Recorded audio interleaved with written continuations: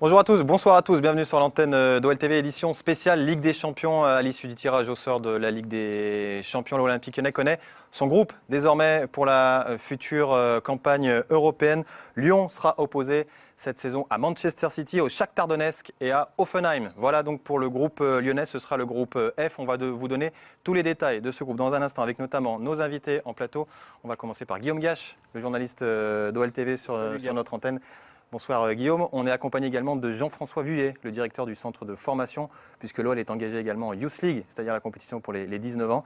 On parlera de tout ça et on est accompagné par Javier Villagarcia, le journaliste d'Euronews, qui va détailler tout ce tirage de la Ligue des Champions avec nous. Bonsoir Javier et merci d'être avec nous déjà sur ce plateau. On retrouvera dans un instant Cyril Collot qui lui est en duplex de Monaco et qui va nous donner les premières réactions.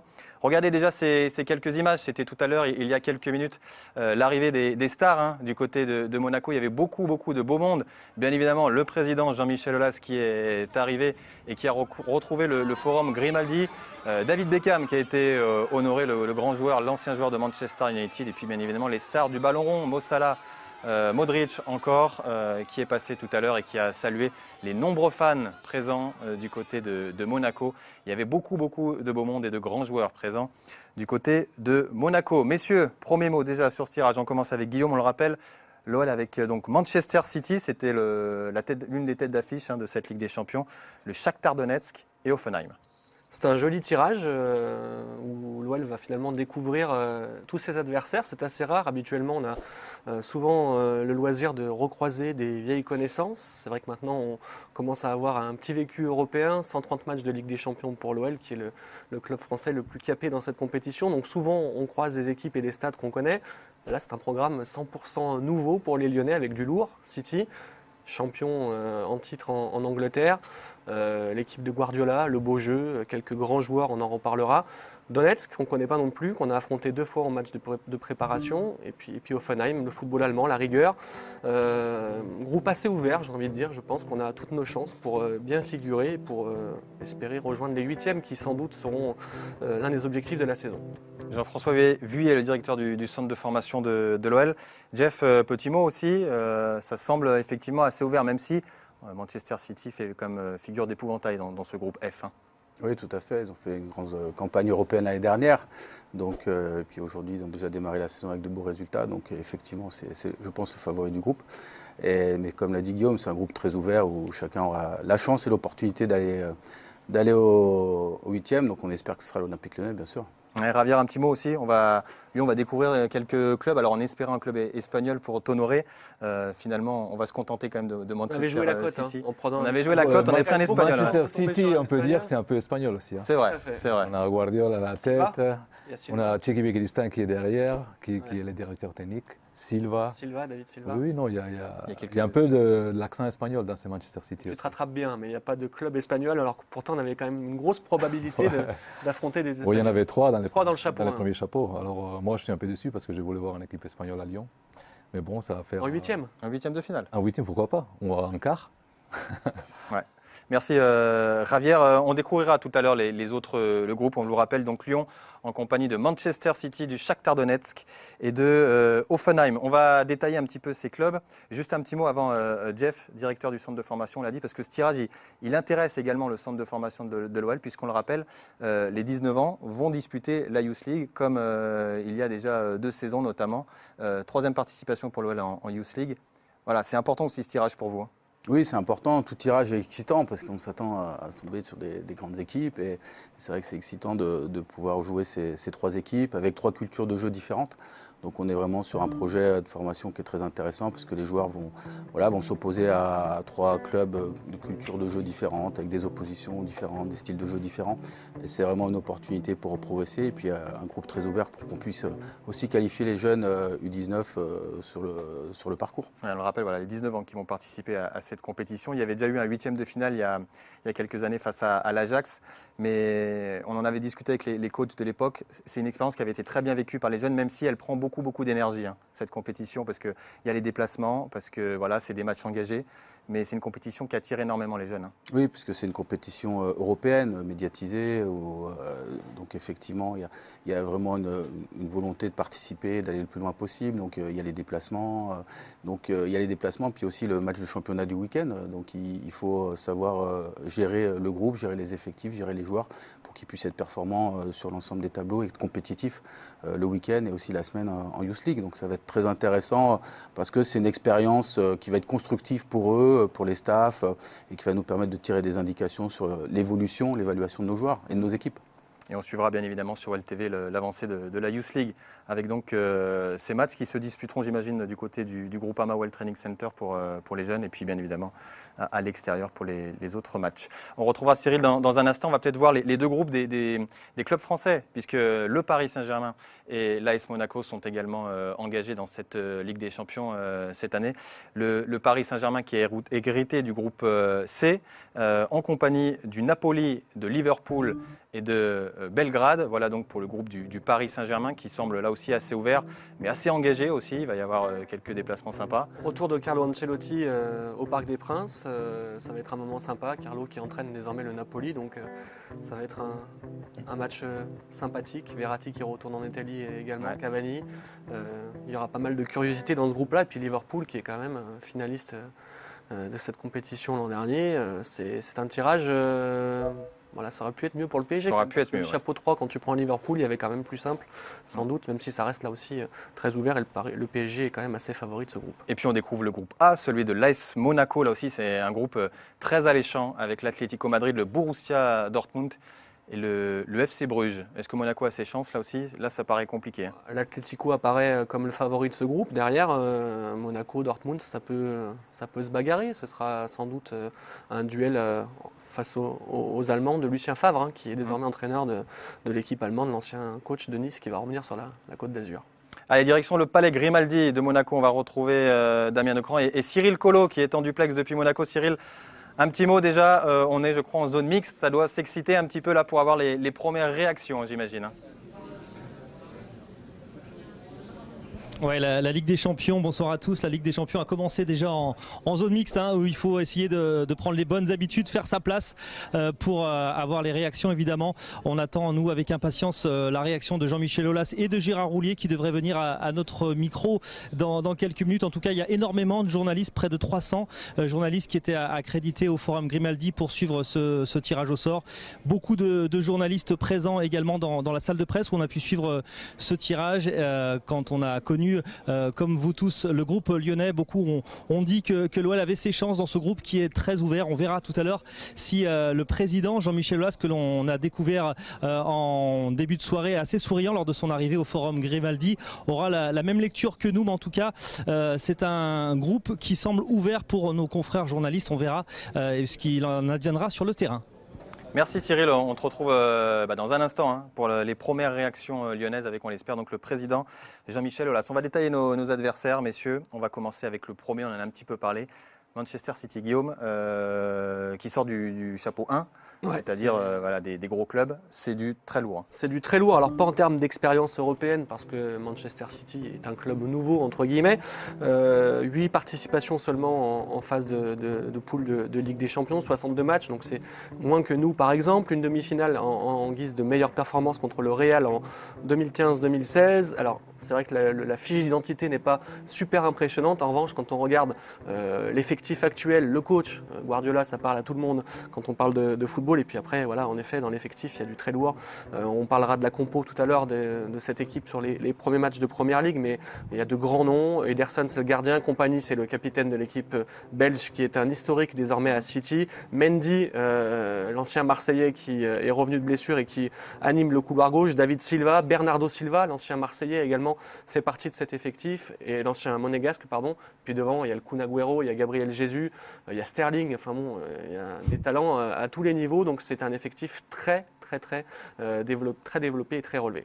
Un mot, Javier, sur Pep Guardiola. On en parle beaucoup, il est souvent considéré, même Bruno Genesio considère souvent comme une référence Pep Guardiola. Pep Guardiola, c'est quelqu'un c'est considéré, je pense, dans le monde du foot comme une espèce de, même un icône, même un gourou, quoi.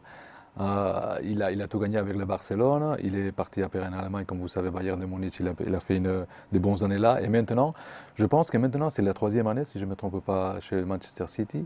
Et la première année c'était un peu la découverte, la deuxième il a battu des records pour gagner les championnats en Premier League. Et je pense que c'est l'année de la confirmation. S'il ne gagne pas cette année, moi je trouve que c'est grâce à lui, parce qu'il est en train de révolutionner les foot même en Angleterre, avec ses footballs offensifs, des passes. Je pense que cette année, ça devrait être son année en Europe.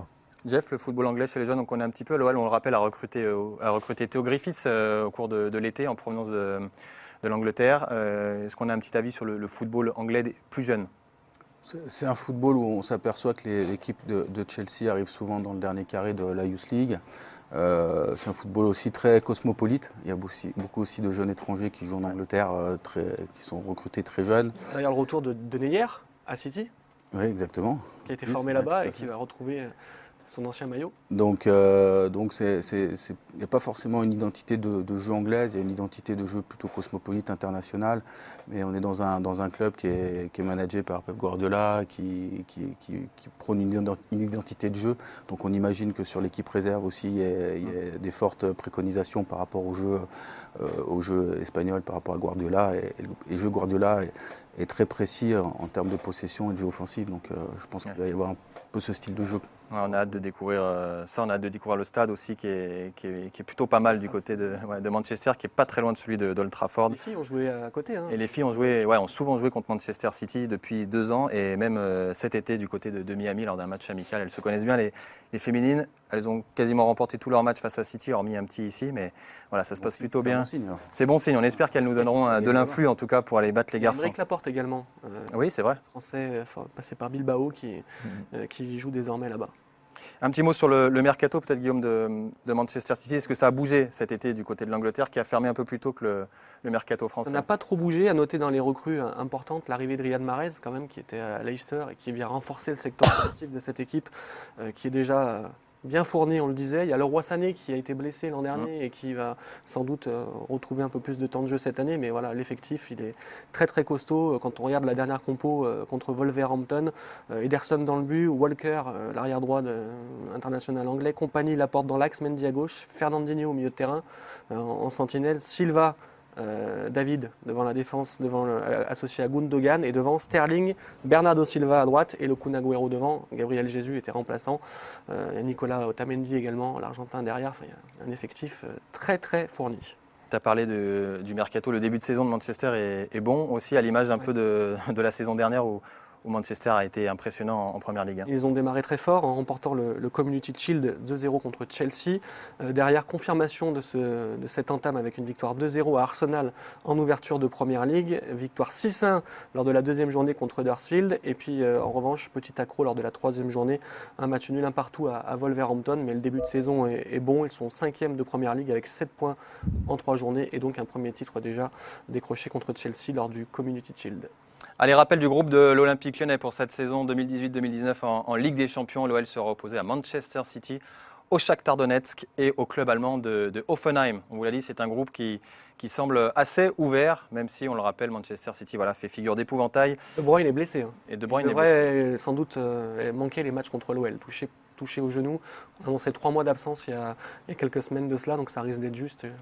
Risque de ne pas le voir contre Lyon. Alors on n'aura certainement pas l'ordre des matchs encore tout de suite, il faut un petit peu de temps du côté de l'UEFA pour régler tout ça. Mais bien évidemment, rendez-vous ce soir sur olweb.fr, le site internet du club, pour avoir les dates des matchs, c'est important, l'ordre des matchs. Aussi, on en reparlera un petit peu plus tard. Avant de retrouver Cyril tout à l'heure du côté du Palais Grimaldi de Monaco, pour on l'espère les premières réactions, on va détailler notre deuxième adversaire, donc le Shakhtar Donetsk, un petit peu moins connu, messieurs, que cette équipe de Manchester City. Mais Guillaume, c'est une équipe qui est habituée de la scène européenne quand même, le Shakhtar Donetsk. Et qui a des moyens financiers, qui recrute pas mal de joueurs sud-américains pas forcément connus en Europe, mais qui ont du talent. Quand on regarde sa fiche d'identité en Coupe d'Europe, en C1 particulièrement, on se rend compte quand même que cette équipe-là a dépassé les 100 matchs joués en Ligue des Champions, donc ça montre que cet adversaire sera à prendre au sérieux. En performance majeure, un quart de finale contre Barcelone en 2010-2011. Quand on regarde l'effectif, je vous le disais il y a quelques instants, il n'y a pas de grand nom. L'entraîneur, c'est un Portugais, Paulo Fonseca, ex-entraîneur de Braga, qui s'était fait remarquer aux commandes de cette équipe. Le joueur phare, c'est le gardien Piatov, qui est un international russe à plus de 80 sélections. Et voilà, pas de grand nom. Il y a Wellington, le Brésilien, qui anime le jeu de cette équipe en numéro 10. Mais des joueurs quand même bourrés de talent, et un stade qui sera là aussi, qui est un bijou, hein, ce stade du Shakhtar, et qui sera sans doute un élément important du match à jouer là-bas en Ukraine. Pas de confrontation entre l'OL et le Shakhtar en match européen. Il y a eu des amicaux. On a vu quelques images d'ailleurs d'une confrontation en 2010-2011 sous l'ère de Rémi Garde. Que des matchs amicaux. C'est vrai que c'est des footballs qu'on connaît un petit peu moins, le football ukrainien. Mais voilà, c'est des clubs d'Onetsk qu'on ne présente pas vraiment. Ils ont un nom quand même sur la scène européenne, Ravière. Moi, à chaque fois que j'ai vu le Shakhtar, j'ai vu un peu le mélange des styles des équipes de l'Est avec l'esprit sud-américain, brésilien. Et comme vous disiez déjà, ils ont les moyens et ils achètent des très bons joueurs. C'est une équipe qui fait un peu de porte d'entrée pour des joueurs latino-américains en Europe. Ils commencent au Shakhtar et après ils viennent dans les grands championnats européens. Alors moi, le Shakhtar, je me méfierais beaucoup en fait. Oui, tu parles des Sud-Américains. Quand on regarde leur effectif, l'attaque, enfin les joueurs offensifs, ne sont que des Sud-Américains. Wellington, Tyson, Marlos, Junior Moraes. Il n'y a que des Brésiliens qui parfois sont naturalisés, mais ça joue au ballon. On les avait joués en 2013-2014 ou 2014-2015 en amical à Annecy. On avait gagné 4-1. D'ailleurs, il y avait une petite affaire derrière parce que c'était un conflit en Ukraine. Les Brésiliens n'avaient pas voulu regagner le pays qui était en guerre, étaient restés dans la nature à Annecy. Ça avait fait parler de ce match de préparation. On avait gagné 4-1 avec un but notamment de Nabil Fekir qui faisait ses débuts dans l'équipe professionnelle de l'OL. Mais ouais, c'est un accent très sud-américain devant. Ça joue au ballon. Ouais. Jeff, c'est vrai qu'on ne connaît pas trop ces footballs-là, on ne se le cache pas, ce n'est pas les footballs les plus populaires, ce n'est pas ceux qu'on voit le plus à la télé non plus, mais toujours se méfier des équipes de l'Est, toujours. C'est vrai, comme toutes les équipes, hein, un match reste un match, il faut gagner le match, hein, donc on peut pas, bien sûr, il y a toujours des statistiques qui vont dire peut-être l'équipe est favorite ou pas, mais le match il faut le gagner, donc il va se jouer sur le terrain, et à vrai dire, je me réjouis que Guillaume et Rivière aient une bonne connaissance du MS parce que j'en ai pas aujourd'hui. Simplement, je sais que l'équipe de Youth League est intéressante puisqu'elle a fait quand même une finaliste il n'y a pas très longtemps, il y a 2 ans je crois, en Youth League. Ouais. Donc ça veut dire que ça va être un adversaire très intéressant à jouer et sûrement un très bon adversaire. Ouais, c'est un club qui a aussi restructuré tout son centre de formation, son centre aussi d'entraînement pour le groupe professionnel il y a quelques années, dans des structures assez neuves et voilà, il faudra aussi se méfier. Est-ce que voilà, on l'a dit, ce groupe est ouvert. Est-ce que les confrontations face au Shakhtar vont être peut-être plus importantes que celles face à City, par exemple? Est-ce que l'OL peut jouer peut-être sa 2e place sur cette équipe-là, voire la première? Mais on a l'impression que voilà, c'est ces 2 clubs qui vont peut-être batailler, en tout cas, pour espérer accéder aux 8e de finale. Et comme je dis, c'est mentalement, parce que quand on joue contre une équipe inconnue et une équipe de l'Est qui n'a pas de palmarès, comme les grandes équipes, comme je sais pas, le Real, la Juve, on pense que le Shakhtar peut être une équipe abordable. Et on se retrouve avec une équipe qui joue la balle, qui est bien positionnée derrière et qui finalement, c'est pas si facile que ça, quoi. 8e de finaliste l'an dernier, sorti par la Roma, après une victoire 2-1 en Ukraine et une défaite 1-0 au retour en Italie. Donc ils ne sont pas passés loin de passer en quart de finale. Il y a 3 ans, c'était dans le groupe du PSG également. Vous avez reçu 2 défaites assez lourdes, 3-0 et 2-0. Mais voilà, c'est une équipe à prendre au sérieux tout de même. Et tout le temps, finalement, c'est une équipe qui est souvent en Champions League. Ouais, on l'a vu, 118 matchs au compteur, c'est quand même... Il y a de l'expérience, il y a de l'expérience. Allez, direction Monaco, Cyril Collot qui est en compagnie d'un journaliste allemand, Florian Bauer. On n'a pas encore parlé d'Offenheim, mais un mot, Cyril, avec la presse allemande sur ce groupe F, celui de l'Olympique Lyonnais. Oui, Gab, en effet, cette équipe d'Offenheim qu'on connaît très peu du côté de l'Olympique Lyonnais, puisque ce sera la première fois que Lyon va affronter cette équipe d'Offenheim. Florian, qu'est-ce que tu peux nous dire de cette équipe? De Hoffenheim en général. Oui. Ouais, bah Hoffenheim c'est un nouveau club, non, c'est un peu supporté de Monsieur Hopp. C'est un des grands personnes en Allemagne avec beaucoup d'argent, bien sûr. Il a approximativement à peu près pris plusieurs 100 millions d'euros pour Hoffenheim. Ils ont un entraîneur très engagé, très courageux avec Julian Nagelsmann. Il joue très aventureux. Oui, et bien sûr, en quelques années, on peut lui voir, bien sûr, avec Bayern Munich. Comment on juge ce groupe du côté allemand? C'est un groupe que nous on trouve très ouvert avec Manchester City, avec le Shakhtar, avec l'OL et avec Hoffenheim. Est-ce que du côté allemand également, on prévoit également des confrontations assez ouvertes? Oui, avec Manchester probablement un peu mieux que les autres, mais avec Hoffenheim on doit vraiment voir ce qu'ils sont capables de vraiment jouer comme ils ont joué les dernières années dans la Bundesliga, ou aussi comme des nouveaux dans le Champions League encore, s'ils ont vraiment la capacité et la capacité de vraiment jouer si avanteux comme avant. Ouais. Merci beaucoup Florian, merci beaucoup. En tout cas nous on attend évidemment les réactions du président Jean-Michel Aulas, de Gérard Rouillet qui vont arriver dans quelques instants. La cérémonie vient tout juste de se terminer, donc ils vont tout d'abord aller effectuer quelques interviews. On va évidemment les faire venir le plus rapidement possible à notre micro pour avoir la réaction du président Jean-Michel Aulas et de Gérard Rouillet. Merci Cyril pour cette première réaction, et on va enchaîner bien évidemment avec le troisième adversaire, parce que Cyril en parlait en compagnie de Florian Bauer. Troisième adversaire, Hoffenheim, donc. Alors, de Ishak Belfodil. Ah oui? Oui. Passé par le centre de formation de l'Olympique Lyonnais. Ce sera des retrouvailles aussi. Alors Hoffenheim, c'est encore moins connu que les deux autres. Oui, mais méfions-nous tout de même. Alors il n'y a pas une grosse expérience européenne, encore moins en Ligue des Champions. C'est seulement la première fois de l'histoire de ce club qu'ils seront en phase de poule.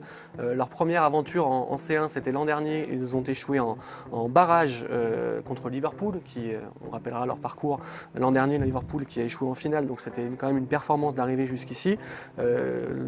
Cyril et son invité ont parlé du coach qui a une vraie façon de manager son groupe. Il n'y a pas vraiment de joueurs connus. Il y a Kramaric qui est un attaquant croate qu'on avait croisé quand il jouait à Rijeka en Europa League il y a quelques années, mais il n'y a pas vraiment de vedette. Leur buteur, Marc Hutt, est parti. Il avait marqué 17 buts l'an dernier en championnat. Il est parti cet été. Mais attention à ce collectif qui quand même reste sur deux belles performances, une place de 4e et une place de 3e l'an dernier en championnat d'Allemagne. C'est quand même correct parce que le championnat est très relevé. Il termine devant Dortmund l'an dernier, donc c'est quand même une sacrée performance.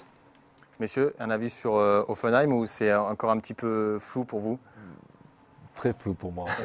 Je vais être sincère, je ne connais pas trop Hoffenheim. Jeff, si on s'intéresse un peu plus aux jeunes, on parle souvent chez les jeunes de Leipzig, de Salzbourg, parce que ils recrutent des joueurs très très jeunes dans leur championnat. Ils viennent les shipper notamment du côté de la France.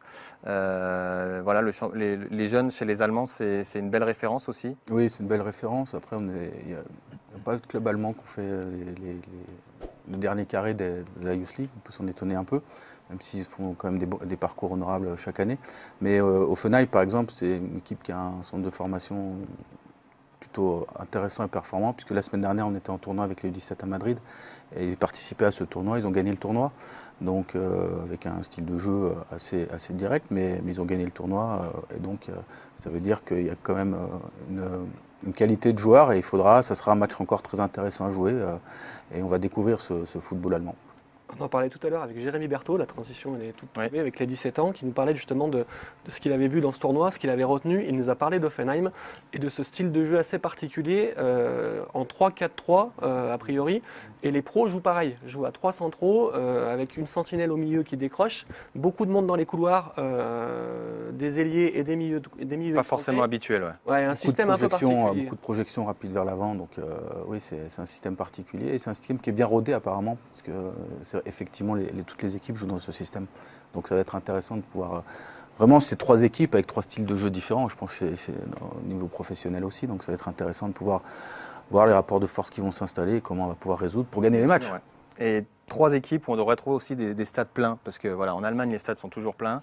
Donetsk est un des clubs les plus populaires en Ukraine, et City, voilà, les stades anglais on ne peut pas comparer, il y a quasiment que des abonnés, mais voilà, là aussi on va se retrouver face à des beaux stades, des stades pleins, et ça aussi c'est le charme de cette Ligue des Champions. Je vous rappelle le groupe lyonnais, donc Manchester City, le Shakhtar Donetsk, l'Olympique Lyonnais et Hoffenheim dans le groupe F. La compétition démarrera mi-septembre. Là non plus, l'OL n'a jamais rencontré Hoffenheim. Voilà, Guillaume. juste un petit mot sur leur début de saison. Ça a démarré un petit peu plus tard en Allemagne, donc ils n'ont joué qu'un match officiel. Pas simple, à Munich pour démarrer la saison, il y a plus simple, défaite 3-1, mais après avoir tenu le 1 partout assez longtemps, donc voilà, cette équipe-là n'a pas trop bougé pendant le mercato. Il y a des joueurs qui ne sont pas forcément connus chez nous. Le gardien Baumann est un joueur très expérimenté apparemment. Sinon, il n'y a pas de grand nom du football allemand dans cette équipe, mais apparemment, on le disait, un collectif plutôt huilé dans un système qui leur est propre, donc méfions-nous du piège allemand. On va regarder les stats de l'OL en Ligue des Champions, puisque cette compétition nous avait un petit peu manqué, notamment la saison passée. Regardez les stats de l'OL, Guillaume, en Ligue des Champions. L'OL commence à avoir... alors ça, c'est les dernières performances de l'OL. Depuis la demi-finale, ça a été un petit peu plus compliqué pour l'OL qui a eu du mal à passer notamment les phases de groupe. Oui, tout à fait. La dernière fois qu'on est sorti des poules, c'était en 2011-2012 avec le match marquant de Nicosie, élimination à Nicosie en huitième de finale. Depuis, il y a une élimination en tour préliminaire face au club préféré de Javier, la Real Sociedad. Et il y a deux phases de poule pas très bien maîtrisées, puisqu'on a terminé une fois quatrième et une fois troisième avec une équipe lyonnaise reversée en Europa League. L'aventure avait été belle puisqu'on termine en demi-finale contre l'Ajax cette année-là en 2016-2017, mais c'est vrai que l'objectif de la saison sera sans doute de sortir des poules et d'aller en huitième de finale pour essayer de vivre une belle aventure européenne dans cette compétition qui reste la référence en matière de Coupe d'Europe. Et puis on le disait, Guillaume, l'OL commence à avoir de l'expérience en Coupe d'Europe, en Ligue des Champions. Les campagnes s'enchaînent depuis l'ère Jean-Michel Aulas notamment. L'OL qui est l'équipe française qui a disputé le plus de matchs en C1, 130 matchs, devant Monaco 106 matchs. C'est la 15e phase de poule de l'OL, 17e participation à cette compétition. Il y a eu 2 échecs en barrage contre Maribor et la Real Sociedad. Le bilan est favorable en termes de victoire, vous le constatez, mais voilà un bilan qui a de quoi rendre fier le club lyonnais. Et on l'a dit en effet, sans doute l'envie de renouer avec un beau parcours européen dans cette compétition, d'aller en huitième de finale sera sans doute l'objectif fixé dans les minutes qui vont venir par le président et par le staff. Javier, l'image de l'OL, c'est toujours considéré comme un très bon club français, un bon club européen, même en Espagne, même hors des frontières françaises. Hier, j'écoutais la radio espagnole, une des radios espagnoles, la Cadena Ser, et les journalistes, en parlant des chapeaux, dans les 3e chapeaux, ils disaient que l'équipe à éviter, un des équipes à éviter, c'était l'Olympique Lyonnais. Ah, alors c'est quand même, l'OL a toujours une image d'une équipe sérieuse, d'une équipe difficile à battre, même si c'est vrai que les dernières années, bon, les équipes espagnoles ont pu gagner contre l'OL, mais bon, il y a toujours l'histoire, il y a l'histoire de Juninho, il y a Vidal, il y a Malouda, il y a Pjanic qui ont vraiment bien joué contre les équipes espagnoles, contre le Real Madrid surtout. Alors tout ça, ça reste. Alors c'est toujours une équipe respectée, oui. Ouais. Jeff, l'image du centre de formation aussi s'exporte. Voilà, l'OL est considéré comme un des meilleurs centres de formation européens. J'imagine quand on se déplace comme ça, notamment en Youth League, là aussi l'image du club elle est importante. On a l'impression que l'OL est connu un petit peu partout aujourd'hui. Oui, tout à fait. C'est vrai que l'OL occupe une très bonne place dans le panorama des centres de formation au niveau européen. Après, c'est important, c'est pour ça que c'est important de bien figurer dans cette compétition, parce que c'est à la fois un travail de formation, c'est une opportunité de formation, mais aussi de pouvoir continuer à travailler notre image en tant que grand club formateur européen. Donc c'est vraiment une opportunité de participer à cette compétition. Allez, on va se pencher sur les dates de cette Ligue des Champions et de cette Youth League, puisqu'on vous le rappelle que les jeunes joueront souvent l'après-midi des matchs des pros. Regardez les dates. Alors, on n'a pas encore les matchs, mais voici le programme, Guillaume, de cette Ligue des Champions. Ça va démarrer mi-septembre avec la première journée. Il n'y a qu'une journée cette saison en septembre. On jouera 2 matchs en octobre, 2 matchs en novembre et un match en décembre. Ça commence le 18 ou le 19 pour un match pour l'OL qui va précéder l'Olympico contre Marseille. Ça va falloir enchaîner la J1, la journée 1 de Ligue des Champions et le match contre Marseille. La journée 2, le 2 et le 3 octobre, avant un déplacement à Paris en Ligue 1. Donc après 23-24 octobre pour la 3e journée, la 4e début novembre, et puis la 5e entre le derby et un déplacement à Lille fin novembre. Et puis début décembre, le 11 ou le 12, l'OL jouera son dernier match de poule avant la réception de Monaco en championnat. Ouais. faudra chargé. ça va être un calendrier chargé, mais on le sait, hein, quand on fait ces compétitions-là, on le sait que et c'est le cas aussi pour les jeunes, que voilà, le calendrier s'alourdit un petit peu avec un match tous les 3 jours, mais c'est aussi le plaisir de jouer ces rencontres-là. On va jeter un œil rapidement à tous les groupes, il y en a 8, vous le savez, en Ligue des Champions, et on va essayer de faire un petit jeu des pronostics très rapidement avec les 8 groupes. On va regarder ça, mise en image par Rodolphe. Du côté de la régie, on démarre avec le groupe A, Atlético Madrid, Borussia Dortmund, AS Monaco, FC Bruges. Messieurs, quelles sont les 2 équipes qui vont sortir là? Atlético Monaco. Moi, je dirais Atlético Monaco aussi. Moi aussi. Allez, on note. Et Atlético favori pour le titre. Hein. Oui. Atlético favori pour le titre? Ah, carrément. Ah, tu t'engages jusqu'en finale. Ouais, attends, l'Atlético est arrivé 2 fois en finale contre le Real Madrid. 2 fois contre le Real, ouais. Et champion de la Ligue Europa 3 fois. Alors je pense qu'en plus, ils ont le Cholo Simeone. Ils ont le même groupe, Diogo Costa, je pense que Griezmann. Grisou. Eh ben on note ça dans un coin et on vérifiera tout ça fin mai. Le groupe B, vous allez le découvrir avec notamment le Football Club de Barcelone, Tottenham, PSV, Inter. On va pas parler de groupe de la mort, mais on est quand même sur un des groupes les plus copieux là. Barça-Tottenham pour moi. Ouais. Pareil pour moi. Barça-Tottenham, Jeff aussi? Oui, allez. Oh. On va voir. L'Inter peut jouer les troubles faits, je pense. L'Inter qui sort du chapeau 4, hein. Hérité de l'Inter dans le chapeau 4, c'est pas évident. Un petit œil sur le groupe C, on va peut-être aller voir, je crois, Cyril Collot avant. Cyril Collot, qui me semble-t-il, est en compagnie de Gérard Rouillet depuis le Palais Grimaldi de Monaco. Eh oui, Gabi, nous l'avait promis, il est venu, Gérard, au micro d'OL TV. Merci beaucoup, Gérard. Évidemment, on attendait votre réaction à l'issue de ce tirage au sort pour l'Olympique Lyonnais, qui va retrouver une équipe anglaise et puis 2 clubs qui n'avaient pas l'habitude jusque-là d'affronter. Oui, il va y avoir des voyages. Bon, d'abord, l'équipe anglaise semble intouchable, à la fois dans son championnat pratiquement et même sur sa dernière campagne en Champions League. Ils ont beaucoup plus d'expérience maintenant. Et il semble que régulièrement ils atteignent les quarts ou les demi. Donc je pense que Manchester City me semble être le plus gros client. Après, ça reste équilibré. Hoffenheim est une équipe avec des joueurs expérimentés, mais c'est sa première participation. Shakhtar Donetsk, en revanche, lui est bien rodé à la compétition. Rappelez-vous que l'an dernier ils ont éliminé quand même Naples, je crois. Donc c'est un bon club et une bonne équipe. Et je pense que Lyon, je vous dis, ça me semble assez équilibré. Il faudra, disons, être bien inspiré, c'est quand on va les jouer. C'est un plaisir de revoir l'Olympique Lyonnais à la table des grands.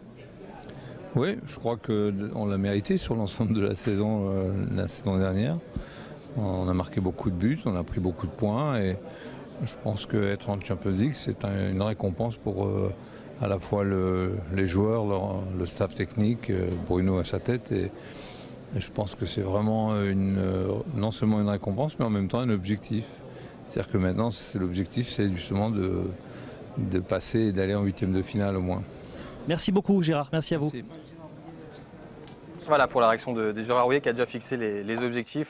À minima, on a compris les 8e de finale pour l'Olympique Lyonnais. C'est un peu ce qu'on disait tout à l'heure, qu'on imaginait en tout cas en voyant notamment ce groupe F assez ouvert. On va continuer à dérouler l'ensemble des groupes. On était au groupe C, messieurs, celui du Paris Saint-Germain qui a beaucoup d'ambition dans cette Ligue des Champions. Le PSG en compagnie du Napoli, de Liverpool et de l'Étoile Rouge de Belgrade qui s'est invité à cette Ligue des Champions.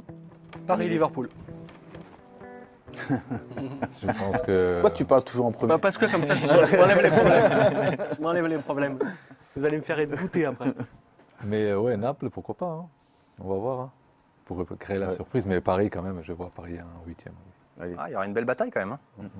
Avec notamment le Napoli. Les pauvres des Serbes de l'Étoile Rouge.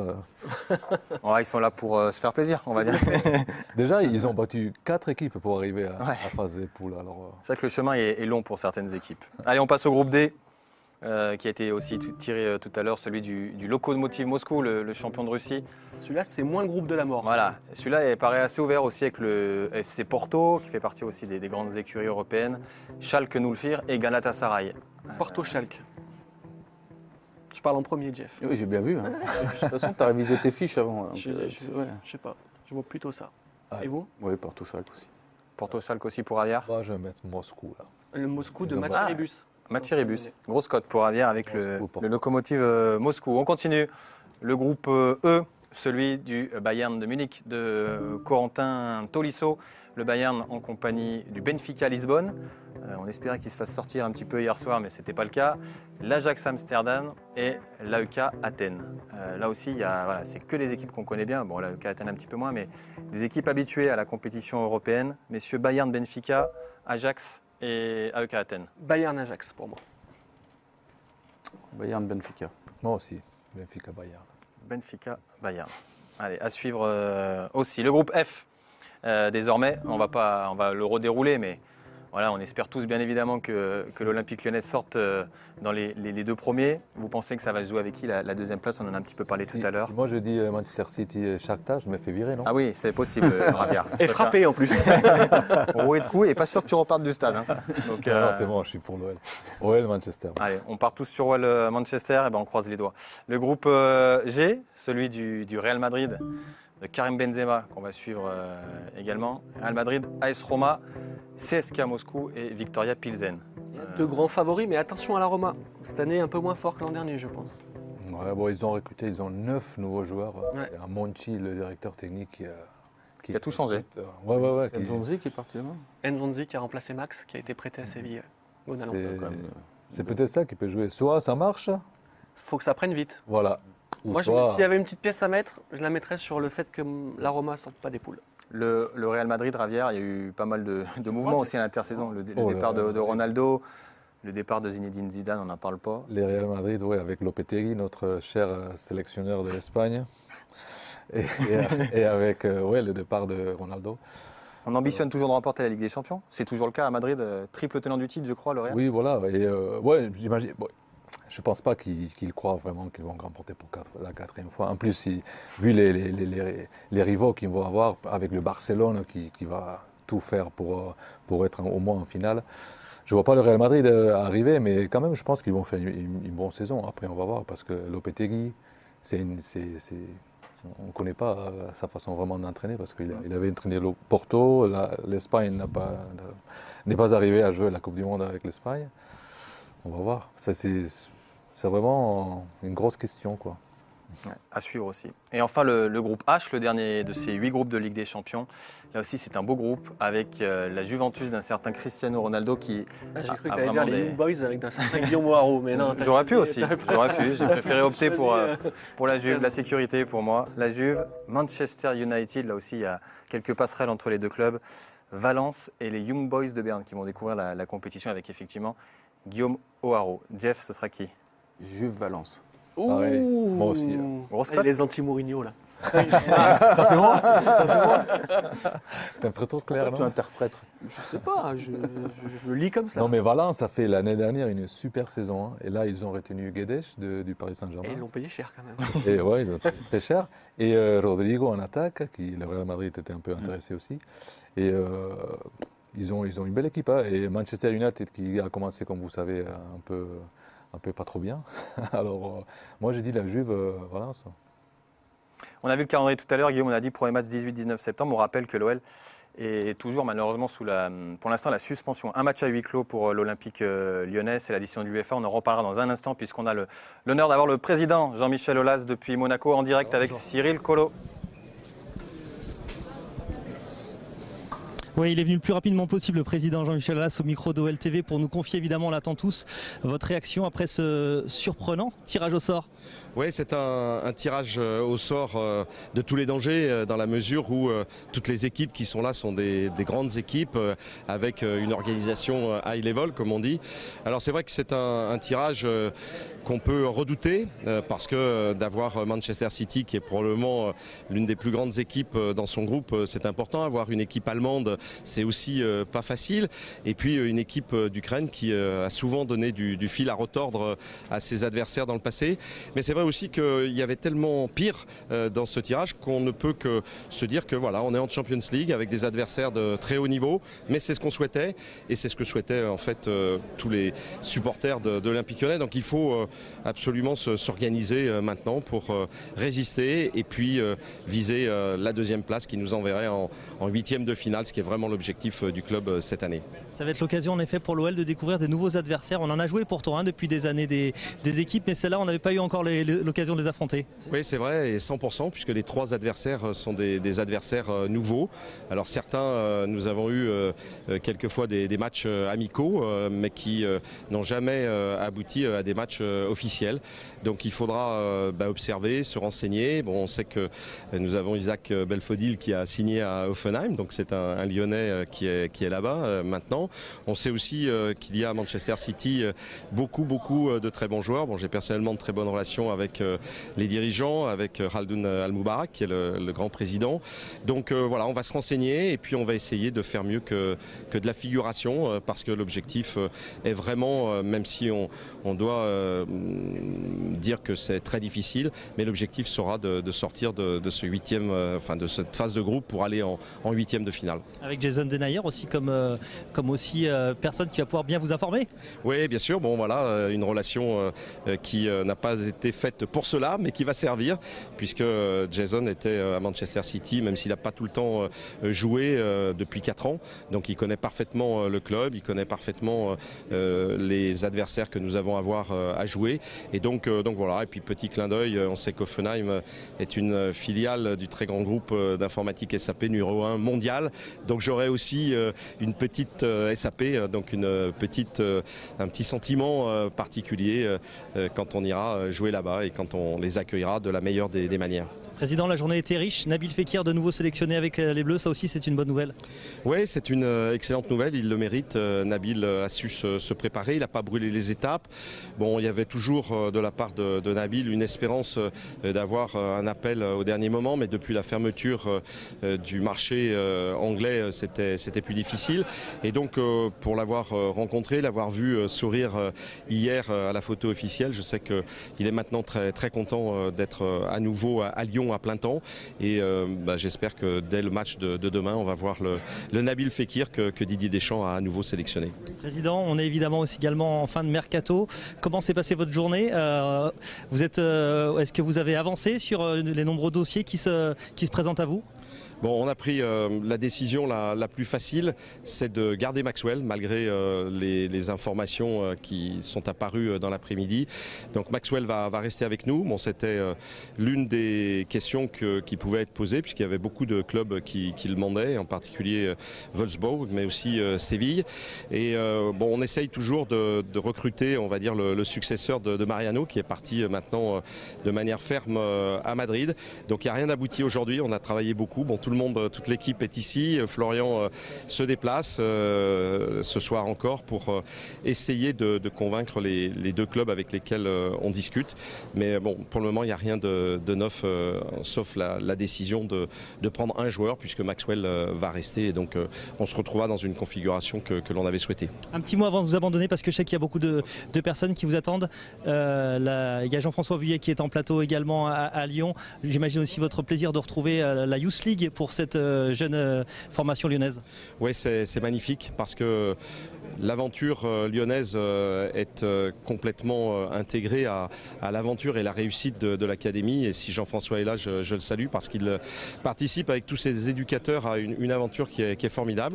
Alors c'est vrai aussi qu'on y croit beaucoup parce qu'on investit beaucoup plus que tous les clubs qui sont ici dans les structures de formation et dans cette académie qui va être complétée d'une académie féminine avec Sonia Bonpastor. Donc le travail que fait Jean-François est magnifique. Donc je suis un fervent supporter de l'académie, de toutes les recherches qui sont faites.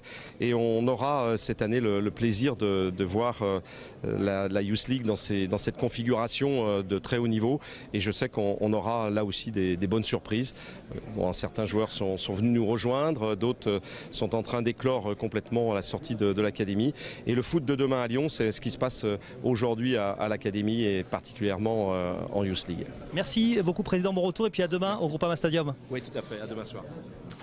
Merci au Président et merci à Cyril, beaucoup d'informations. Vous l'avez vu, le Président ravi du tirage, le Président qui a confirmé donc que Maxwell Cornet restait bien à l'Olympique Lyonnais. Toujours une discussion sur un 2e joueur. dont on imagine le nom. Et puis le président qui a mis un petit peu la pression aussi sur la Youth League. Il vient de m'envoyer un texto, il a oublié de dire l'objectif demi-finale. Pour Jeff avec donc l'académie lyonnaise. Non, mais on a entendu le président qui a envie de défendre aussi son académie sur cette compétition, c'est important. Tout à fait, c'est important. Il a raison de fixer des objectifs élevés parce que tous les jours on est là pour ça, pour les relever. Bon. Le président a parlé de Maxwell Cornet, je propose de voir les dernières images de nos Lyonnais. C'était l'entraînement il y a quelques minutes filmé par Kevin Chifflet, entraînement de veille de match pour nos Lyonnais, vous le savez, qui rencontrent l'OGC Nice demain au Groupama Stadium avec la présence donc dans cet effectif bien évidemment de Maxwell Cornet. Il était bien là, il s'est entraîné en compagnie aussi, vous l'avez vu bien évidemment, de Nabil Fekir, le capitaine lyonnais qui pourrait être titulaire demain. Oui, il l'a quasiment annoncé en conférence de presse. Quasiment annoncé, voilà. Donc on espère le voir au coup d'envoi. Entraînement de veille de match, donc classique, avec pas mal de taureaux, de petits jeux. Une grande partie de l'entraînement, bien évidemment, à l'abri des caméras, puisque c'était à huis clos. Et les gardiens, eux, ont travaillé avec un exercice concocté par Grégory Coupet. Nouvel exercice, m'a dit Kevin Chifflet, avec une petite cage devant eux pour les gêner. Et puis beaucoup de travail pour les 3 gardiens, dont, bien évidemment, Anthony Lopez. On voit aussi Anto Racciopi, Mathieu Gorgelin était là également, entraînement donc pour nos Lyonnais à la veille de ce match face à l'OGC Nice. Et puis on parlait de Nabil Fekir. Effectivement, Bruno Genesio en a un petit peu parlé tout à l'heure en conférence de presse. Vous le savez, il est rentré lors du dernier match de l'Olympique Lyonnais, ici même au Groupama Stadium. On a tous hâte de le voir titulaire. Écoutez la réponse tout à l'heure donc de Bruno Genesio au sujet de Nabil Fekir. Quelque chose de positif, parce que c'est un joueur décisif, c'est un de nos meilleurs joueurs. C'est un joueur qui a été très très important l'année dernière dans la qualification pour la Champions League. C'est notre capitaine. Il est maintenant champion du monde. Donc c'est un plus indéniable pour l'équipe. Ce qui est sûr, c'est qu'il n'a pas 1h30 dans les jambes, mais c'est pas gênant. Maintenant, j'ai toujours l'habitude de parler avec les joueurs pour avoir leur ressenti, parce qu'il me semble que c'est le plus important, parce que ce sont eux qui s'expriment sur le terrain. Donc c'est ce que je ferai cet après-midi avec lui avant de décider. 2 questions.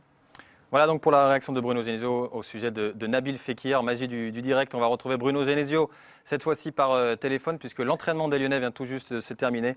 Et l'entraîneur lyonnais nous fait le plaisir d'être en direct au téléphone. Salut Bruno. Bonsoir. Première réaction Bruno sur ce tirage au sort, on le rappelle. Groupe F pour l'OL avec Manchester City, avec le Shakhtar Donetsk et avec Hoffenheim. Quel est ton sentiment sur ce groupe? Vous connaissez ma façon de penser sur les tirages au sort. Ne pas trop m'avancer avant la compétition. On sait toujours après si c'est un bon tirage ou pas. Ça me paraît un groupe avec un favori qui se détache, à savoir City, et 3 équipes qui me paraissent assez proches les unes des autres. Donc ça risque d'être très équilibré pour la seconde place qualificative pour les 8e. On imagine, Bruno, quand même 3 footballs assez différents quand même. Hein. Football anglais, le football ukrainien, le football allemand. On a envie de dire que c'est assez ouvert, mais 3 footballs vraiment différents. Hein. Oui, 3 footballs différents. City, on connaît leur effectif, leur qualité de jeu et leur entraîneur qui est pour moi une des références mondiales.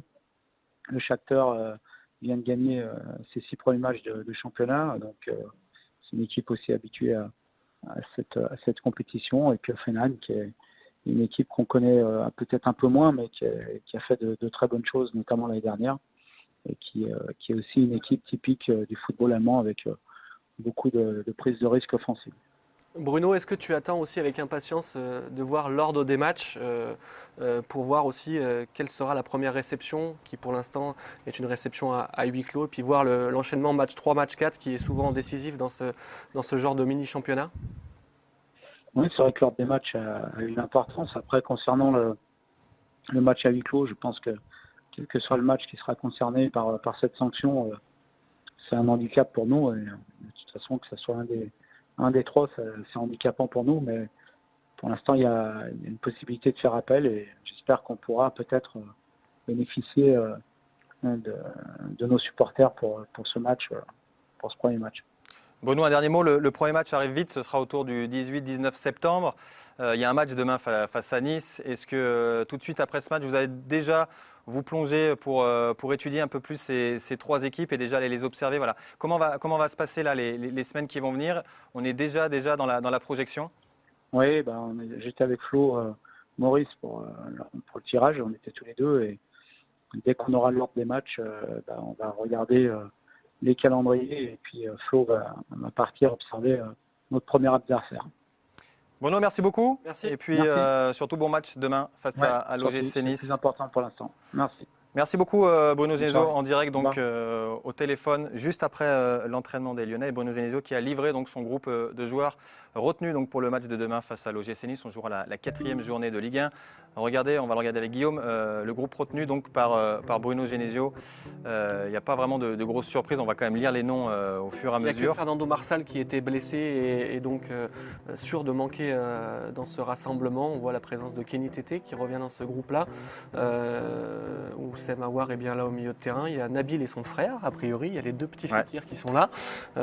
Donc c'est une première, même si je pense que le groupe à vue de nez a l'air un petit peu élargi. On 19 joueurs.